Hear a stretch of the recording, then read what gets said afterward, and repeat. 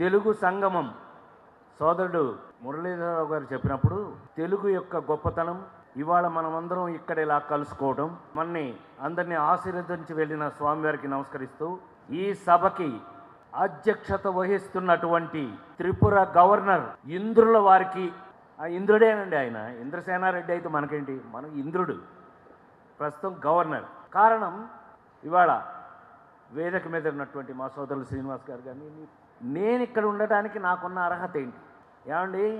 48 సంవత్సరాల నుంచి prime minister దగ్గర నుంచి, సార్ చెప్పండి సార్, ప్రైమ్ మినిస్టర్ దగ్గర నుంచి కామన్ మ్యాన్ వరకు మనసు బాగోపోయినా, టెన్షన్ ఉన్నా, ఒంట్లో బాగోపోయినా రాజేంద్ర ప్రసాద్ సినిమా వేసి చూస్తున్నారు కదా. అవును, కొట్టాలి చప్పట్లు గట్టిగా. ఏమన్నా ఆనంద్ గారు చెప్పండి, మీ అమెరికాలో మొన్న కూడా ఎక్కడో డల్లాస్లో ఫంక్షన్కి వెళ్తే అన్నయ్య మీ మీద బతికేస్తున్నాం అన్నయ్య అన్నాడు. నా మీద బతకటం ఏంటిరా బాబు అని అన్నా. ఏం లేదన్నయ్య, జీవితంలో విరక్తి కలిగిన, అమెరికాలో చెప్తున్నా, జీవితం మీద విరక్తి కలిగిన, ఇల్లు గుర్తుకొచ్చిన, ఏడుపు వస్తే నీ సినిమా వేసి చూసేసి హ్యాపీ అయిపోతున్నావు అన్నయ్య అన్నాడు. ఫోన్లే, ఇంతకంటే అదృష్టం ఏంటి? అదే భగవంతుడు నాకు ఇచ్చినటువంటి అదృష్టం భావిస్తూ, మీ అందరికీ చిన్న విషయం తెలుసో లేదు తెలుసు, అయినా మళ్ళీ చెప్తున్నా, నేను విశ్వవిఖ్యాత నట సార్వభౌమ నందమూరి తారక రామారావు గారి ఇంట్లో గొడ్ల చావిట్లో పుట్టిన నేను, అక్కడే కొట్టాలి చప్పట్లు. అలాంటి నేను ఆయన మీ అందరికీ ఇవాళ ఇది మాత్రం చెప్పి ఎక్కువసేపు మాట్లాడండి, డోంట్ వరీ. ఆయన నాకు ఇచ్చిన ఒక టాస్క్, ఆయనే నన్ను ఫిల్మ్ ఇన్స్టిట్యూట్లో జాయిన్ చేశారు, మీ అందరికీ తెలుసు. ఎన్టీ రామారావు గారు నాకు ఇచ్చినటువంటి టాస్క్ ఏంటంటే, ప్రసాద్ మీకు గోల్డ్ మెడల్ వచ్చింది, మేము చాలా సంతోషపడుతున్నాం. ఫస్ట్ టైం నాకు ఫిల్మ్ ఇన్స్టిట్యూట్లో గోల్డ్ మెడల్ వచ్చి సర్టిఫికేట్లు చూపిస్తే ఆయన గట్టిగా హగ్ చేసుకున్నారు నన్ను, నా జన్మ ధన్యం. కానీ ఆయన నాకు ఇచ్చిన టాస్క్ ఏంటంటే ఆ రోజున, ప్రసాద్ మీరు ఇండస్ట్రీలో నిలబడాలి అంటే మేమున్నాం, అంటే దేవుడు పాత్రలు వేయాలంటే మమ్మల్ని పిలుస్తారు. అదే నిజ జీవితంలో ఏదైనా సమస్యలు ఉన్నాయంటే బ్రదర్ నాగేశ్వరరావు గారిని పిలుస్తారు. డిష్యూమ్ అంటే తమ్ముడు కృష్ణని పిలుస్తారు. ఒక అమ్మాయి కాకుండా ఇంకొక అమ్మాయితో రొమాన్స్ చేయాలంటే తమ్ముడు శోభన్ పిలుస్తారు. మిమ్మల్ని ఎందుకు పిలవాలి అని అడిగారు. మిమ్మల్ని ఎందుకు సినిమాలో బుక్ చేయాలి? అవుట్, మనకు బ్రెయిన్ పోయింది. ఆయన ఎంత ఒకటి వేసి నా మీద బాంబు, ఆయన హాయిగా ఉన్నారు, మనకు బ్రెయిన్ చెడిపోయింది.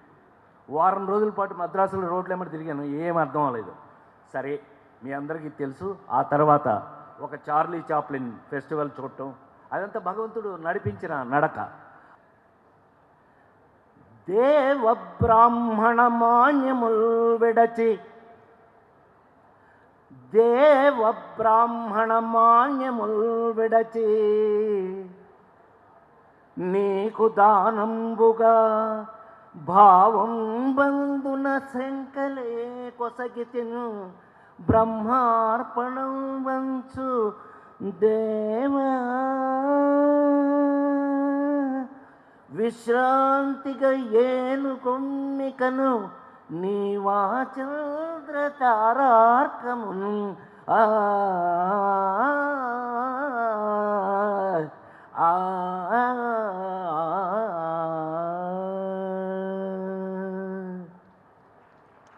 Once more. అది మీరు అనాలి కదా, నేనే కొంచెం తేడా వచ్చింది ఈ మధ్య, ఎక్కడ పాడలేదు. బట్ ఎనీవే, తెలుగు అనగానే మరి ఆవేశం అలా ఉంటుంది మనకి మరి. సో తల్లిని మరవకండి, తల్లికి ఏం గౌరవం ఇవ్వాలో అది మీరందరూ ఇవ్వాలని, ఇంతకాలంగా నటుడుగా ఉండడానికి కేవలం నేనొకని కారణం కాదు, మీరు కూడా కారణం అని తెలియజేస్తూ, ఇంకా ఆ భగవంతుడు నాకు ఎంతకాలం అవకాశం ఇస్తే అంతకాలం మీ దగ్గర నటుడుగా ఉంటూ, నేను ఎప్పుడూ ఒక మాట చెప్తూ ఉంటాను, మనకన్నా మనకొచ్చిన అవకాశం గొప్పది. నేను ఆ నలుగురు లాంటి యాక్ట్ చేసిన, ఆ నలుగురితో ప్రారంభించిన ఈ కార్యక్రమం ఈ 40,000 మంది అయిపోయి ఇలా పెరిగిపోవాలి, ఇంకా 4 లక్షలు అయిపోవాలని, ఇంకా పెరగాలని మనస్ఫూర్తిగా కోరుకుంటూ, మురళీధరరావు లాంటి ఒక కమిటెడ్, ఎందుకు అంత పొజిషన్కి తను వచ్చాడు, ఇంకా గొప్ప పొజిషన్కి రావాలని మనస్ఫూర్తిగా కోరుకుంటూ, మురళీధర్ ఇంకా నువ్వు ఆ భగవంతుడి ఆశీస్సులతో, నాకు తెలిసి సినిమా యాక్టర్స్లో ఎవడు తిరుమల కొండ మీద కాటేజ్ కట్టే అవకాశాన్ని ఆ స్వామి నాకు భిక్షగా వేశారు. తిరుమల కొండ మీద కాటేజ్ కట్టిన ఏకైక నటుణ్ణి నేను. అది కేవలం స్వామివారి భిక్ష వల్ల జరిగింది. అది మన చేతిలో ఏముండదు. ఆయన ఏమనుకుంటే అది జరుగుతుంది అక్కడ. ఆయన పరిపూర్ణమైన ఆశీస్సులతో నా తమ్ముడు మురళీధర్ ఇంకా ఎంతో గొప్ప పొజిషన్కి వెళ్ళాలని మనస్ఫూర్తిగా కోరుకుంటూ, ఈవేళ అంటే ఇంకా చాలాసేపు ఇలా నేను గంటల కొద్దీ మాట్లాడగలను, కానీ ఇవాళన్న సమయాభావం వల్ల మీ అందరి దగ్గర నేను సెలవు తీసుకుంటున్నాను. జై హింద్.